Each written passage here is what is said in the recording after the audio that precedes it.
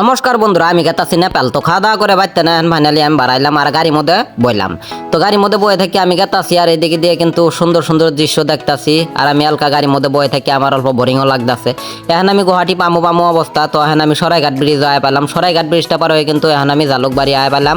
তো জালুকবাড়ি আয় হারে একটা গ্রিন বাসে উঠলাম, 20 টাকা মাত্র ভাড়া। তো গ্রিন বাসে আমার নামাই দিল ডাইরেক্ট ফ্যান্সি বাজার। তো ফ্যান্সি বাজার আয় হার কিসিমের দোকানপাট দেখলাম। এই জায়গাত কিন্তু সব বস্তুই পাওয়া যায় অতি কম দামে, কাপড় স্যান্ডেল জুতো। আর এইদিকে দিয়ে আমি আয় বললাম ট্রেন স্টেশন। এটা হচ্ছে গুয়াহাটি জাংশন, উত্তর পূর্বাঞ্চল ইয়ানি নর্থ ইস্টের সবচেয়ে বড় ট্রেন স্টেশন।